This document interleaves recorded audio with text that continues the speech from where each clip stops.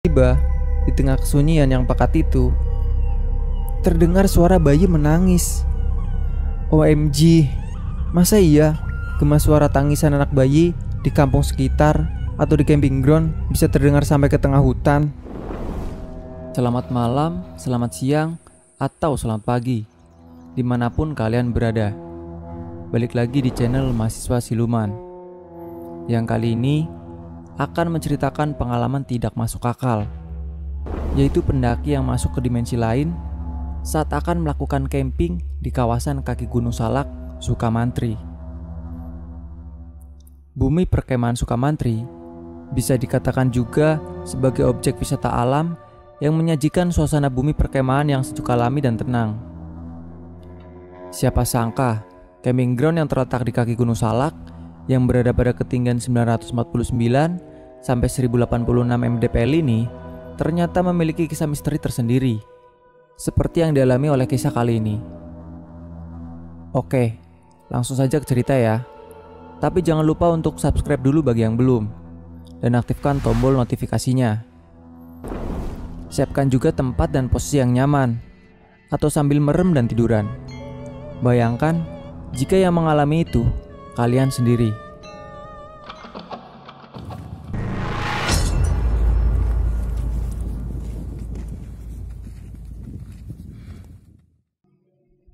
Suatu hari di bulan Januari 2005, karena kesibukan pekerjaan, membuat saya harus pergi sendiri, menyusul rekan-rekan saya yang sudah lebih dulu tiba pada hari sebelumnya di bumi perkemahan Sukamantri, wilayah Taman Nasional Gunung Halimun Salak, untuk mengikuti sebuah acara training camp.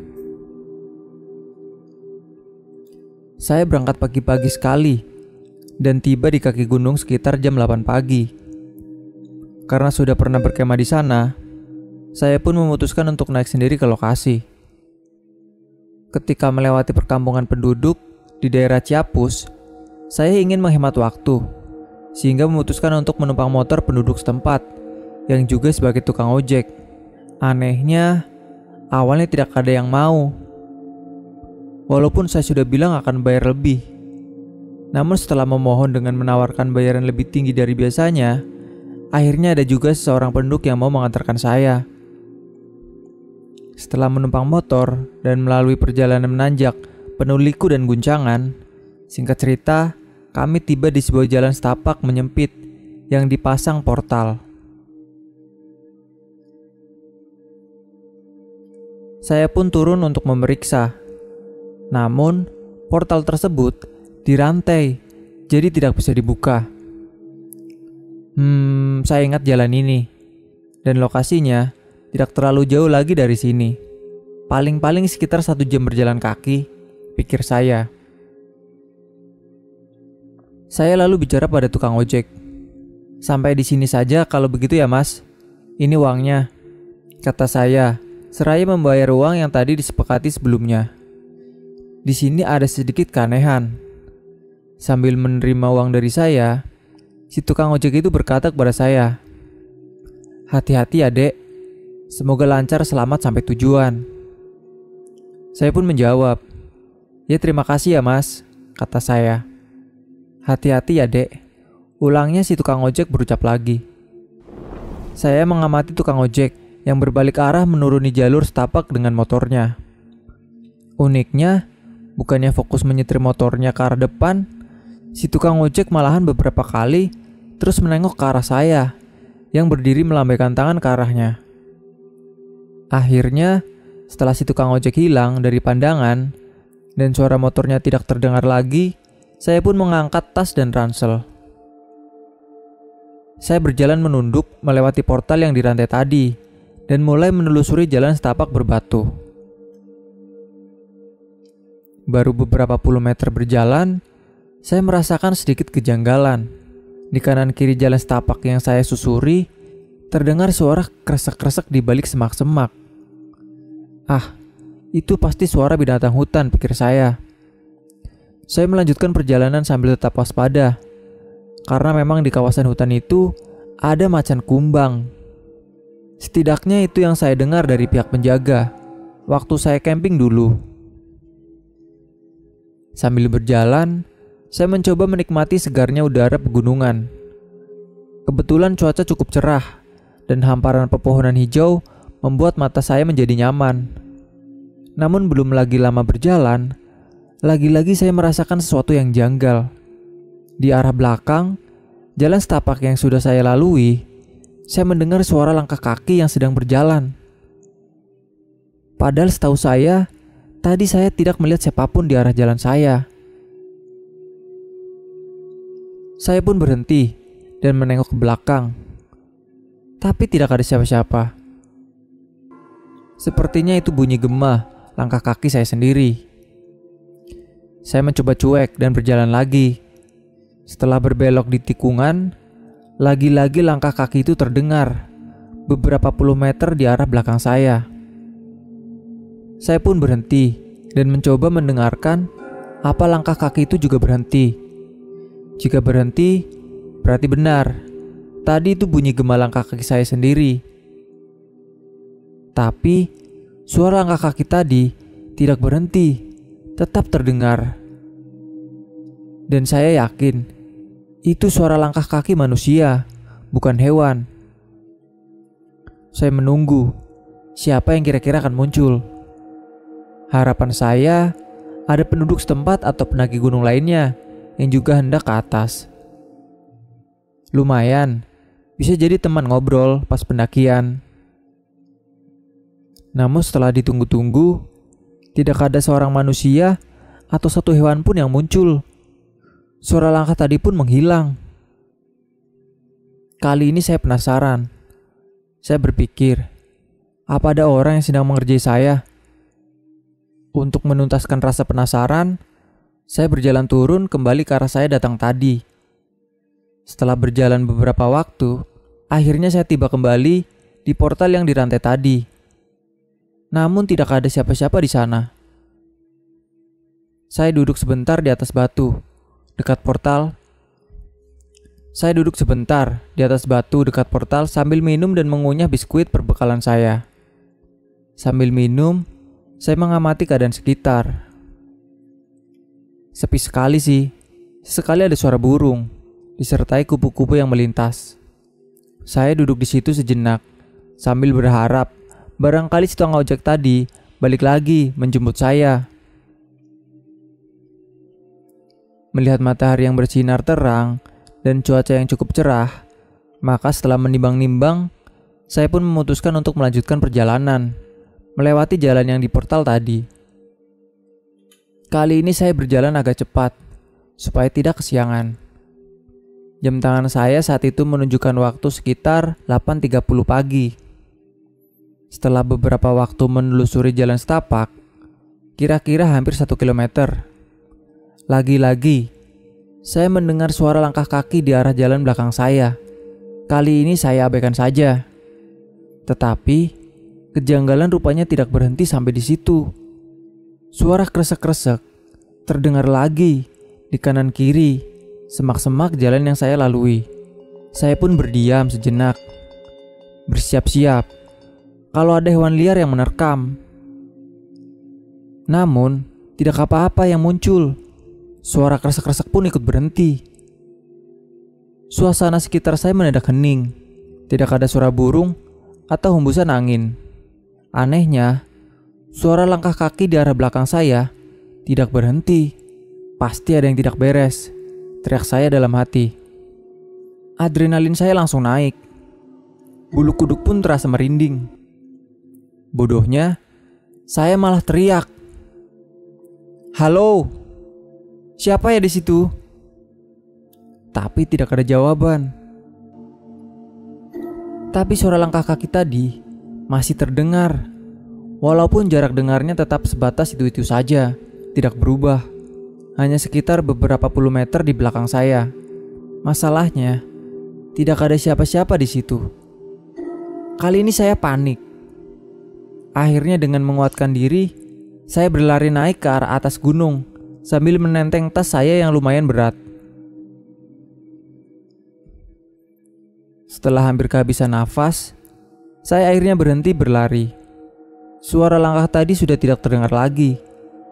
Setelah berjalan kaki lagi beberapa waktu, akhirnya saya berhasil sampai di sebuah gapura sederhana berupa tiang besi, bertuliskan Kujang Rider. Saya senang karena ingat dengan gapura ini. Dulu saya pernah berfoto di sekitar gapura ini bersama beberapa rekan peserta training camp. Saya berhenti dan minum sejenak di bawah tiang besinya. Sambil minum, saya mengamati cuaca yang tadinya cerah mendadak menjadi mendung. Langit berubah gelap dengan cepat dan gerimis pun turun. Setelah minum, saya membuka telepon genggam dan mencoba menghubungi beberapa rekan saya yang di lokasi perkemahan untuk menjemput saya ke gapura itu. Sayangnya, seakan-akan mirip seperti kejadian di film horor, telepon saya tidak bisa digunakan karena tidak ada sinyal sama sekali. Akhirnya saya memutuskan untuk terus berjalan sendiri menuju lokasi perkemahan. Saya menutup kepala saya dengan topi agar terlindung dari gerimis. Setelah melewati gapura besi tadi, saya berjalan memasuki jalan tanah berbatu yang cukup lebar.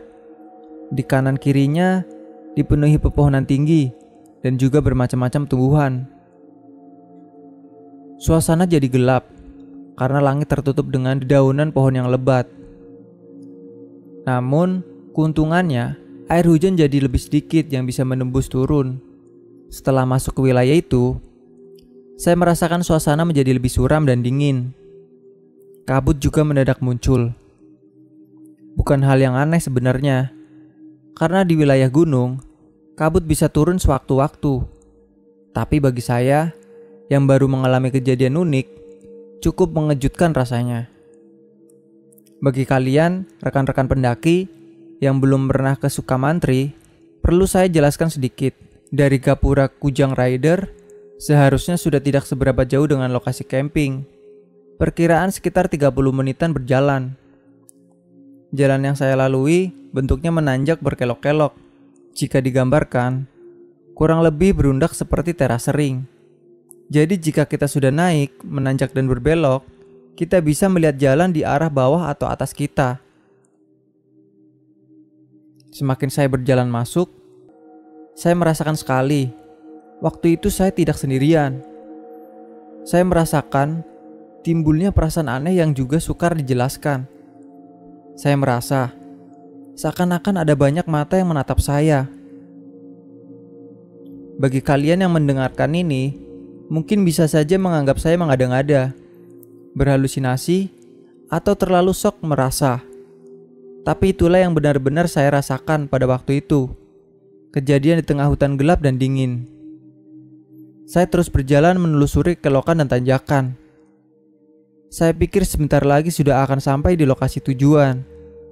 Kenyataannya, perjalanan yang saya lalui tidak semudah seperti yang saya perkirakan. Setelah beberapa kali kelokan, saya mulai menyadari ada yang aneh. Jalan yang saya lewati ternyata sama dengan yang sudah saya lewati sebelumnya. Oh my god, mimpi apa saya semalam bisa mengalami hal seperti ini? Saya berlari hingga ke kelokan berikutnya untuk memastikan. Dan benar saja, ternyata sama lagi jalannya. Ampun deh, saya langsung merinding dan bengong. Saya mencoba sekali lagi. Kali ini saya mencari sebuah patokan sebagai penanda. Ada sebuah batu menonjol di jalan yang tertanam di tanah cukup dalam.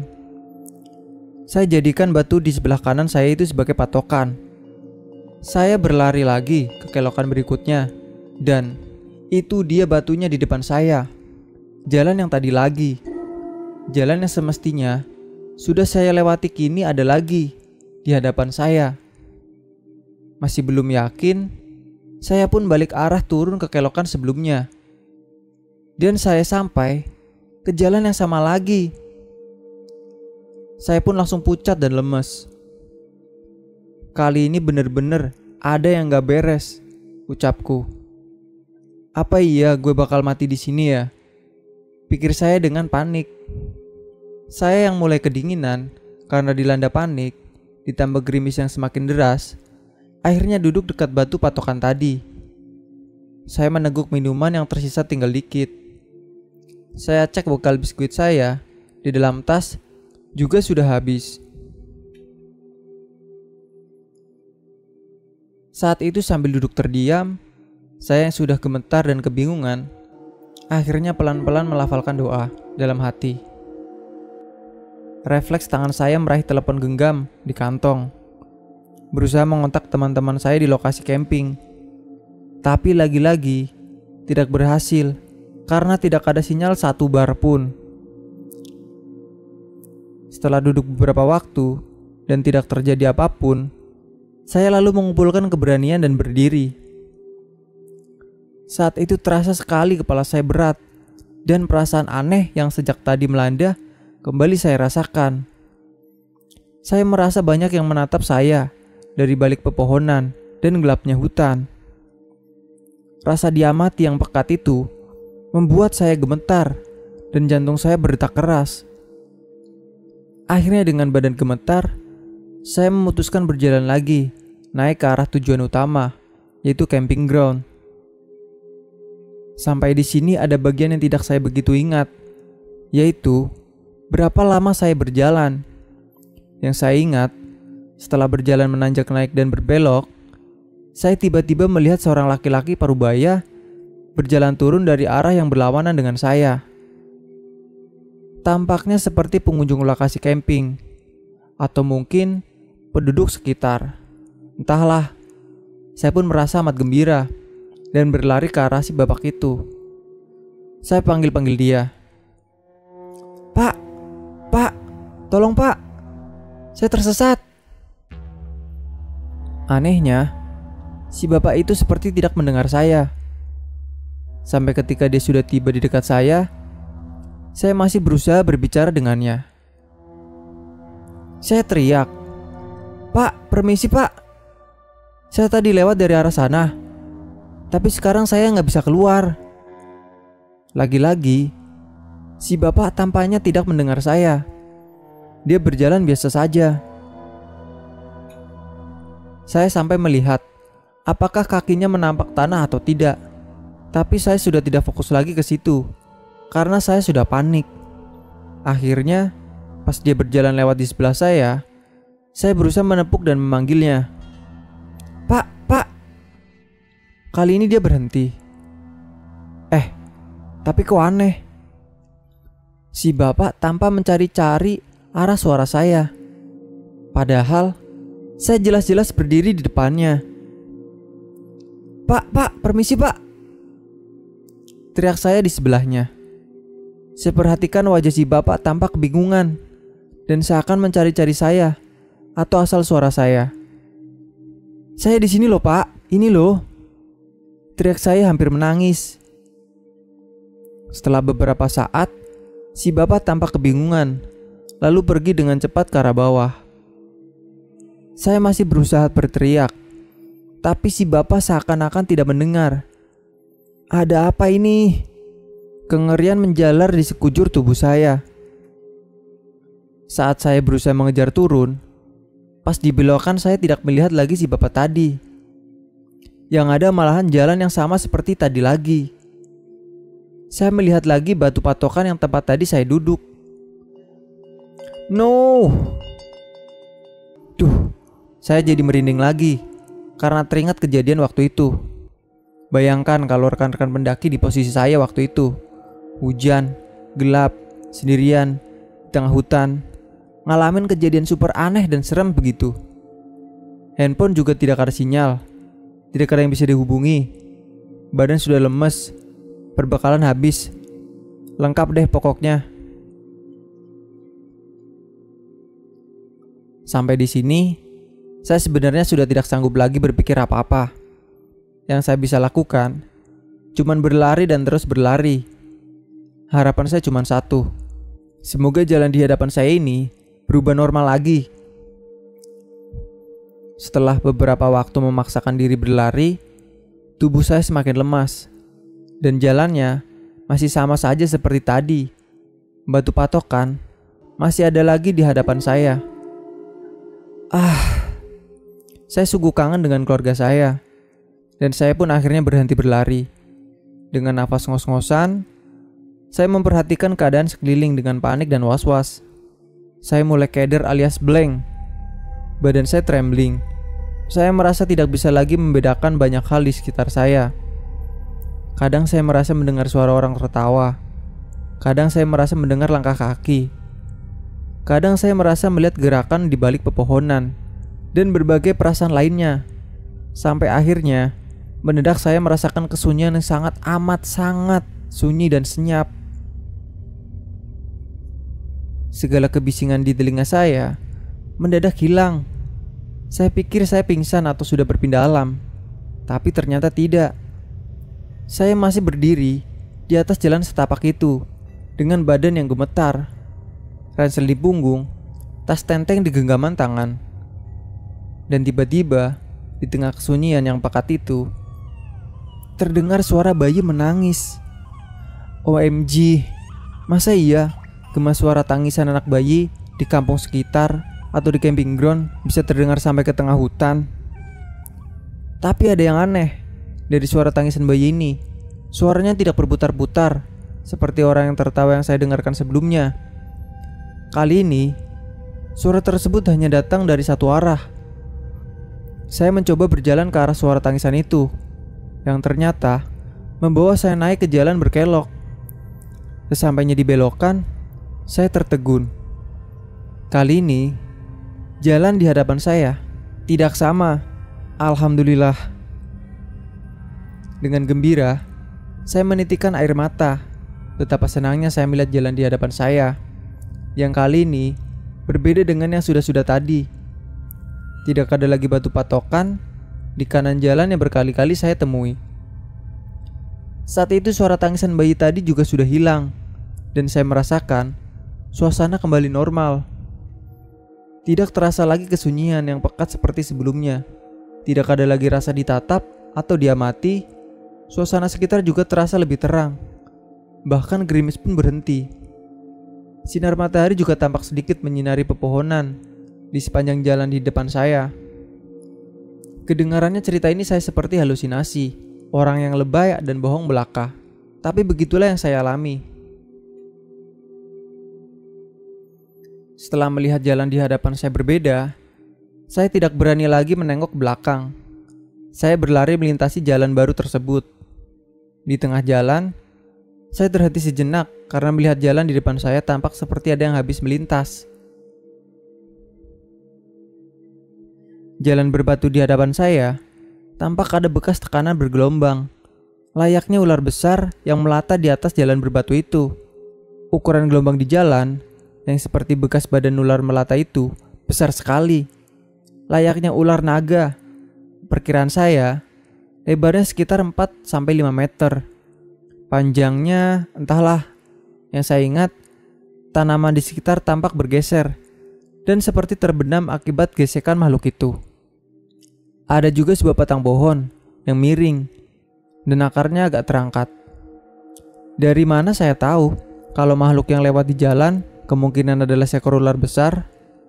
Saya hanya berasumsi, sebab di dalam tanda bekas makhluk melata tersebut ada banyak sisik seperti sisik ular.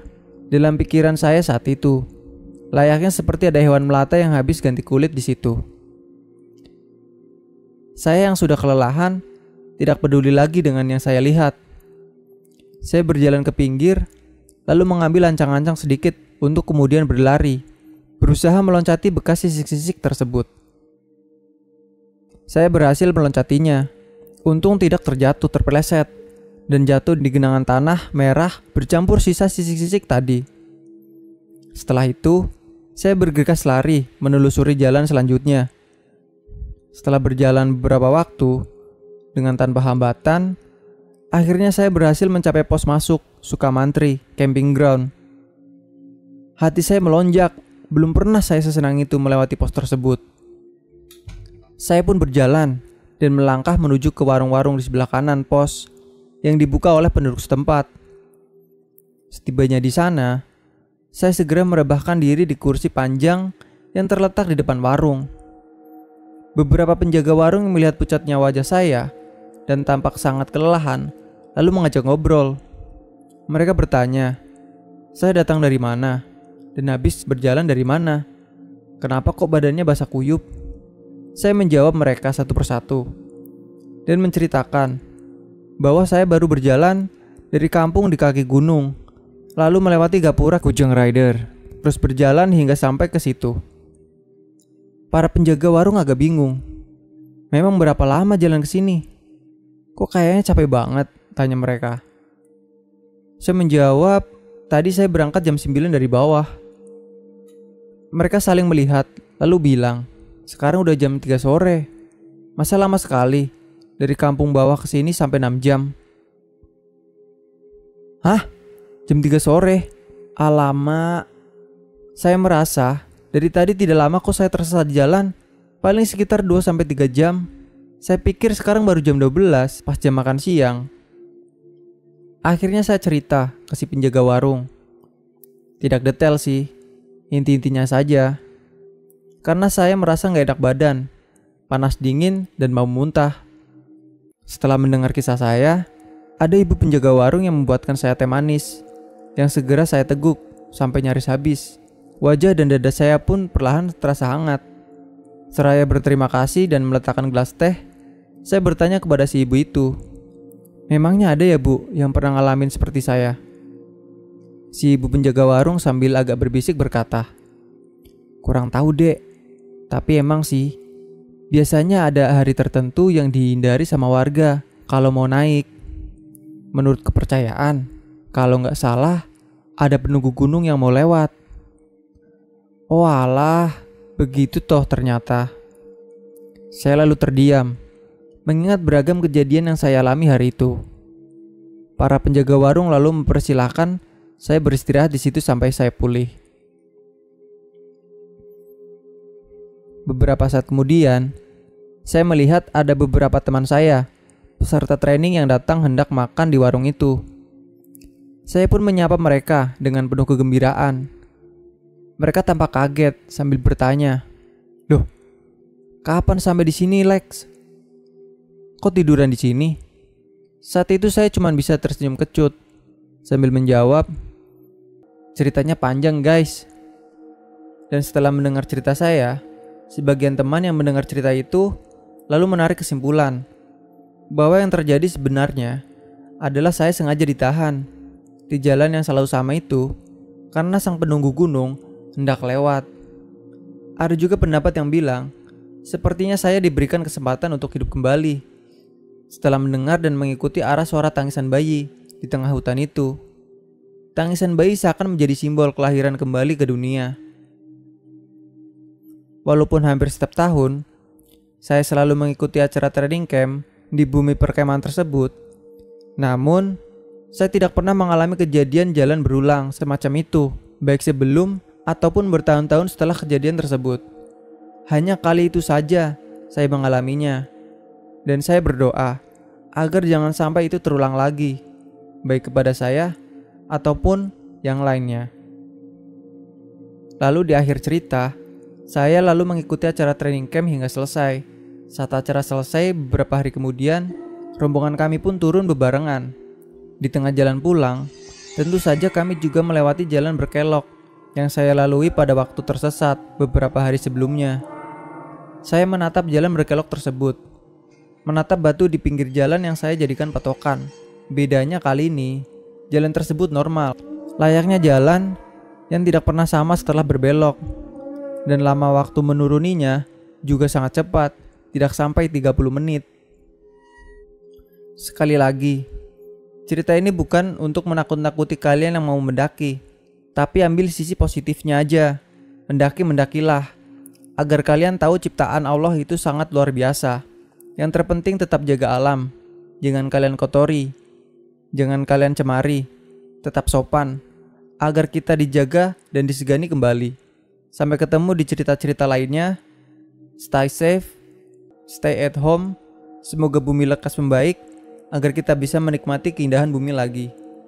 Jika kalian punya cerita seram atau mistis yang ingin kalian bagi, kalian bisa kirim cerita kalian lewat DM Instagram atau kirim lewat email yang tertera di bawah.